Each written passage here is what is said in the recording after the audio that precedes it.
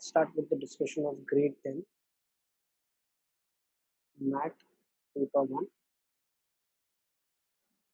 First question से शुरू करते हैं. अगर एल्बो रिस्ट के साथ लिंक्ड अप है तो नी किसके साथ होगा? तो नी एंकल के साथ.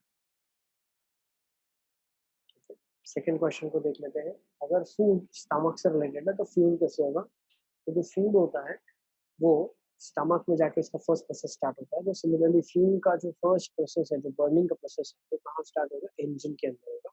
सेकंड का आपका आंसर इंजन आ जाएगा. थर्ड हम क्या बोलते हैं? Wine is compare to grapes and vodka is compare to what? अगर हम बात करते हैं वाइन जो है वो बनती है ग्रेप से, तो वोडका किससे बनता है? तो vodka is made from potato. ठीक है, यहाँ पे आपके पास आ जाएगा option B, potato. Fourth question को हम देख लेते हैं. फोर्थ क्वेश्चन देख लेते हैं. फोर्थ क्वेश्चन में क्या दिया हुआ है?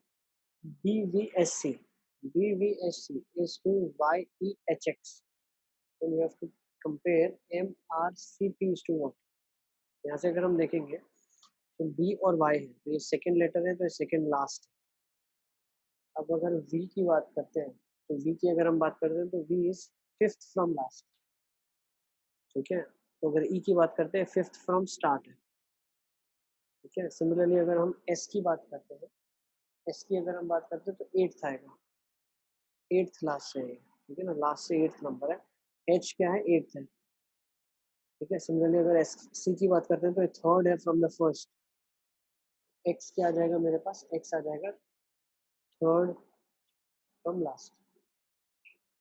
अब सिमिलरली अगर यही कॉम्बिनेशन हमें फॉलो करना है, यही कॉम्बिनेशन हम कैसे फॉलो कर सकते हैं? अगर हम कंपेयर करते हैं इसको MRCP के साथ, अगर आप देखोगे एम क्या है मेरे पास? 13th होता है लेफ्ट से. अगर हम आर की बात करते हैं तो 9th होगा राइट से. सिमिलरली अगर मैं सी की बात करता हूँ तो सी हो जाएगा थर्ड फ्रॉम लेफ्ट. और पी की अगर मैं बात करता हूँ तो 11th हो जाएगा राइट से. इन्हीं को अगर मुझे कंपेयर करना है तो हमारे पास लॉजिक क्या है? जो चीज़ लेफ्ट से 13 है वो राइट से 13 होनी चाहिए. तो अगर राइट से 13 की बात करेंगे तो यहाँ पे आपके पास एन आ जाएगा. अगर हम बात करते हैं यहाँ पे सेकंड वाले की, तो सेकंड में क्या लिखा है? 9th फ्रॉम राइट है आर, तो 9th फ्रॉम लेफ्ट हो जाएगा, जो कि मेरे पास क्या हो जाएगा? आई हो जाएगा. क्यों?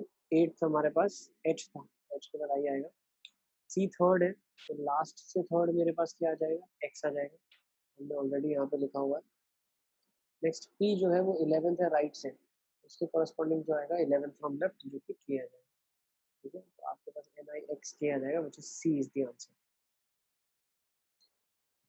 Question number 5. उसमें क्या देगा? 211 is to 333 is to 356 is to how much?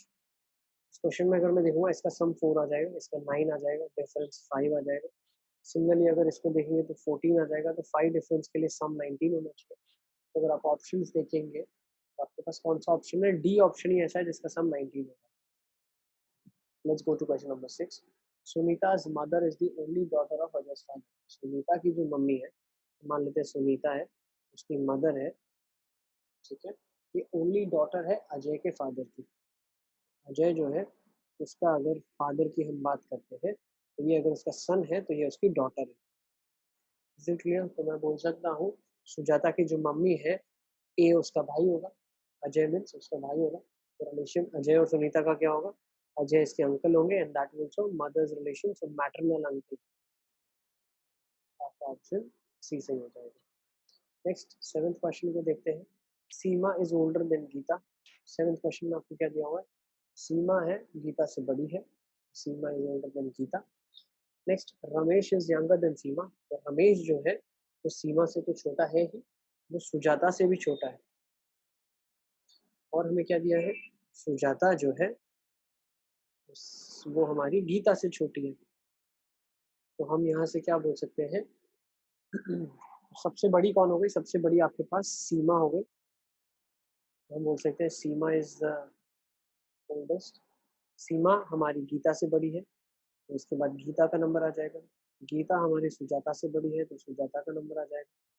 और सुजाता हमारी रमेश से बड़ी है, तो लास्ट में आपका रमेश आ जाएगा. This will be your order. फिर हम 8th क्वेश्चन देख लेते हैं। 8th क्वेश्चन में आपको दिया हुआ है, सी इस क्वेश्चन को हम कैसे करते हैं, पहले वेन डायग्राम बना लेते हैं, ठीक है। तो हमें दिया हुआ है सारी पेंसिल्स पेन्स है, ऑल पेंसिल्स आर पेन। अगर पेन का कुछ मैं बनाता हूँ तो सारी पेंसिल है जो पेन के अंदर आ जाएगी, so this is a pencil. Next क्या बोला है, all pencils are marker. Next all pens are marker, तो अगर आपके पास नेक्स्ट हम बनाएंगे तो सारे के सारे जो पेन है वो मार्कर के बराबर है, तो मैं बोल सकता हूँ दिस इज फॉर मार्कर। तो this is given question to you, ये आपके पास क्वेश्चन। अब आपको कंक्लूजन्स दिए हुए हैं, आपको चेक करना है वो कंक्लूजन सही है या गलत है। तो अगर मैं ऑब्जर्व करूँ फर्स्ट कंक्लूजन, क्या ऑल पेंसिल्स आर मार्कर, तो क्या हर पेंसिल मार्कर है? यस। कैसे बोल सकता हूँ, पेंसिल छोटा है मार्कर बड़ा है, तो सारी पेंसिल्स मार्कर के अंदर आ जाएगी, तो फर्स्ट कंक्लूजन आपका बिल्कुल सही। Next, some pens are pencils, कुछ पेन जो है वो पेंसिल है, बिल्कुल।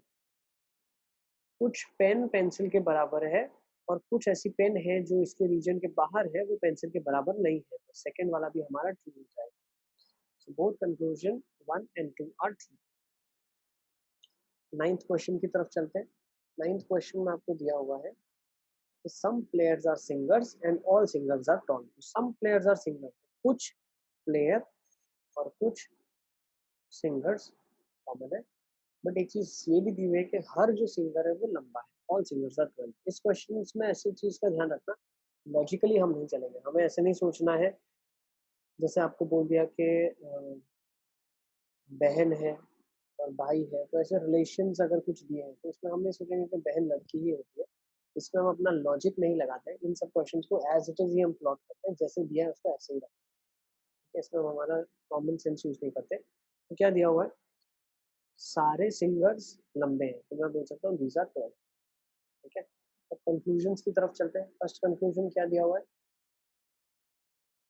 सम प्लेयर्स आर टॉल, मतलब कुछ प्लेयर टॉल, तो कुछ प्लेयर टॉल है, हाँ बिल्कुल ट्रू। देख सकते हो आप, कुछ प्लेयर जो कॉमन है, जैसे प्लेयर और टॉल का कुछ कॉमन रीजन है, तो मैं बोल सकता हूँ यस, फर्स्ट स्टेटमेंट मेरी बिल्कुल सही है। सेकंड स्टेटमेंट क्या उन्होंने बोला है, ऑल प्लेयर्स आर टॉल, सारे प्लेयर टॉल है, बिल्कुल फॉल्स हो गया, सेकंड फॉल्स हो गया। ऑल प्लेयर्स आर टॉल का मतलब क्या है, सारे प्लेयर्स जो है वो टॉल है, वो टॉल के सेट के अंदर सारे के सारे आने चाहिए, विच इज नॉट देयर, ये नहीं है। सेकंड स्टेटमेंट हमारा फॉल्स हो गया, मतलब सिर्फ फर्स्ट कंक्लूजन ही सही है। नेक्स्ट, अब मैं 10th क्वेश्चन की बात करता हूँ। 10th क्वेश्चन में क्या लिखा है, which of the following Venn diagrams represents intelligence, ability and honesty. तो इंटेलिजेंस का एबिलिटी से कोई लेना देना नहीं है, ऑनेस्टी का एबिलिटी से कोई लेना देना नहीं है, इंटेलिजेंस का एबिलिटी से कोई नहीं लेना देना है, इंटेलिजेंस का ऑनेस्टी से भी कोई लेना देना, क्योंकि देखिए कोई इंटेलिजेंट होगा तो वो ऑनेस्ट हो ना हो हमें नहीं पता, ठीक है, कोई ऑनेस्ट हो इंटेलिजेंट हो हमें नहीं पता। So these are all mutually exclusive, सारे म्यूचुअली एक्सक्लूसिव है। एक्सक्लूसिव का मतलब क्या है, एक दूसरे से इंडिपेंडेंट, एक का होना दूसरे की जरूरत नहीं है। नेक्स्ट हम देखते हैं दिल्ली, इंडिया और एशिया का वेन डायग्राम कैसे होगा। तो एशिया के अंदर इंडिया है, इंडिया के अंदर दिल्ली है, this is Asia, this is India and this is Delhi. ये आपका वेन डायग्राम हो जाएगा 11th। अब हम चलते हैं 12th क्वेश्चन की तरफ। 12th क्वेश्चन में आपको क्या दिया हुआ है, डाइस आइडेंटिफाई करना है। इसकी भी बहुत अच्छी सी ट्रिक होती है, जब दो ऑब्जेक्ट्स सेम दिए होते हैं तो जो एक अननोन ऑब्जेक्ट होता है वही हमारा उस केस के अपोजिट होता है। तो अगर आप डाइस को ऑब्जर्व करो तो 631 लिखा है, नेक्स्ट लिखा हुआ है 524, नेक्स्ट लिखा हुआ है 351, नेक्स्ट लिखा हुआ है 236। तो अगर मैं ऑब्जर्व करूँ इसको और इसको, मुझे क्या पता चला, 1 के अपोजिट 2 होगा। नेक्स्ट मुझे क्या पता चला, अगर मैं ऑब्जर्व करूंगा, this is the pattern which is given to you, ये आपको पैटर्न दी हुई है। नेक्स्ट अगर मैं ऑब्जर्व करूँ दो कॉमन वाला, तो कौन सा आ जाएगा, ये वाला और ये वाला, 3 और 1 है, तो मैं बोल सकता हूँ 5 और 6 एक दूसरे के आमने सामने है, तो 1 2 के आमने सामने, 5 6 के आमने सामने, तो 3 के आमने सामने 4 आ जाएगा। So that is the correct answer. तो 3 के अपोजिट फेस में 4 आ जाएगा, विच इज सी। नेक्स्ट मैं क्या बोल सकता हूँ, 13th क्वेश्चन में आपको दिया है, रेखा इज रिटन एज AHKER, तो उसी लैंग्वेज में अगर मैं हेमा लिखना चाहूँ, तो अगर आप ऑब्जर्व करेंगे तो उल्टा लिखा हुआ है, REKHA, तो लिखा हुआ है AHKER। तो हेमा अगर लिखना है हमें तो हो जाएगा AMEH, ठीक है। तो ये बहुत आसान क्वेश्चन था। 14 देख लेंगे, if n is coded in children, n को जो अगर मैं coded if in a coded language, children को मैं कोड कर रहा हूँ, CHILDREN, children, it's coded as EJKNFTGP। तो चेक करेंगे हम क्या कोडिंग हो रही है। सी का अगर मैं ई में देखूँ तो +2 हुआ। एच अगर हम बात करते थे, एच का +2 कर दिया तो जे हो गया, आई का +2 कर दिया तो LHIJK हो गया, एल का कोडिंग किया तो M और N हो गया। तो हर एक में +2 हो रहा है अगर आप ऑब्जर्व करें, ठीक है। तो सिमिलरली अगर मैं टीचर का कोड लिखता हूँ तो टीचर का +2 कोड के साथ मेरे पास क्या आ जाएगा, TQRSTUG आ जाएगा। तो यहाँ पे एक V आ जाएगा आपके पास, E का G आ जाएगा, A का C आ जाएगा, और फिर आपके पास C है आपके पास, TEA हो चुका है, फिर C का आ जाएगा DE, तो यहाँ पे एक E आ जाएगा। तो अब हम ऑप्शंस चेक कर सकते हैं। VGCE वाले सारे ऑप्शंस में A और C है, बट C और D ऑप्शंस में नहीं है। तो एक और हम आगे चलते हैं, तो C तक हमने चेक कर लिया, फिर HIJ, तो नेक्स्ट आ जाएगा J, फिर आपके पास आ जाएगा G, फिर आपके पास आ जाएगा T, ठीक है ना। तो ये आप कर लेंगे तो आपका आंसर D आ जाएगा।